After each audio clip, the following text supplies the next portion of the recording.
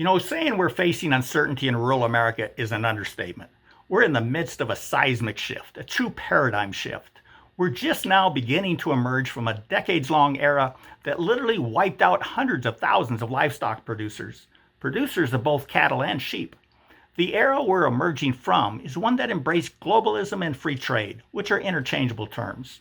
The promise made by the globalists was that American agriculture would export its way to prosperity. Recall the mantra by the beef packing lobby that 95% of the world's population lives outside the United States, and so they generated an outsized emphasis on exports.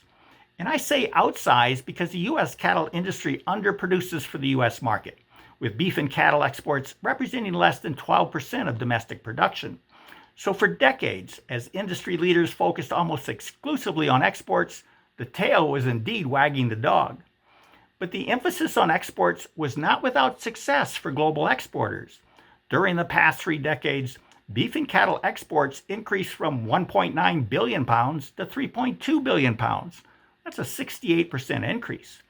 So who were the benefactors of this decades-long focus on exports? It certainly wasn't the 285,000 U.S. cattle farmers and ranchers who exited the industry during that time, or the 86,000 family-scale feedlot owners who likewise exited the industry during the same period. No, the principal benefactors were the global exporters themselves, who captured an outsized share of the revenues generated by exports. And here's what went wrong. In order to increase market access abroad for beef and cattle exports, the globalists agreed to first give our foreign competitors greater access to our domestic market, including to competitors in countries that overproduce for their own home markets. That's why the U.S. is weighted down by huge beef and cattle trade deficits with Australia, New Zealand, Canada, and Mexico and Brazil. The result was that imports of beef and cattle have far outpaced our exports, leaving the U.S. awash in imports that have displaced our domestic cattle producers and our domestic feedlots.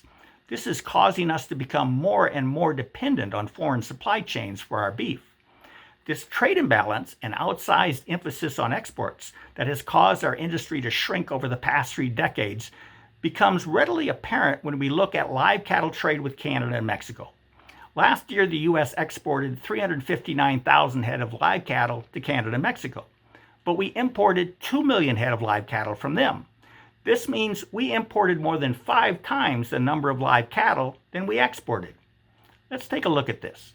Now, the 359,000 live cattle we exported provided opportunities for U.S. cow-calf producers to breed and maintain the number of mother cows needed to raise the 359,000 calves that were sold.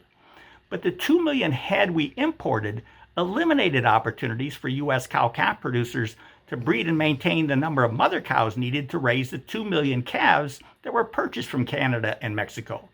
The net result is that our imbalanced trade flows eliminated opportunities for U.S. cattle producers to breed and maintain the number of cows needed to raise 1.6 million head of cattle. So now let's take a big picture approach and simplify this even further. If every time I buy 5 head of cattle from you, you turn around and buy 1 animal from me, then you're likely to keep playing that game until I either quit or you run out of cattle. The new paradigm we're transitioning toward is one in which our nation becomes more of a producing nation than a consuming nation. In other words, we are moving towards an economy in which we will produce more of what we consume. Going back to the live cattle example, we need to invest in and expand our domestic cattle industry so it is U.S. cattle producers producing the 1.6 million calves that we now source from foreign countries. We need to do the same for our beef production and lamb production. We need relief from the excessive imports that have contributed to the shrinking of our domestic industries so our livestock industry can invest and expand our domestic supply chain. Doing this will create jobs, a demand for more services, equipment, and supplies, and create opportunities for aspiring farmers and ranchers to enter the industry. In short, it will reinvigorate rural communities that have been hollowed out during our decades-long courtship with globalism.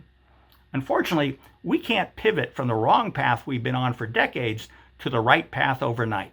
It'll take time. We should consider how we can all help facilitate this important transition.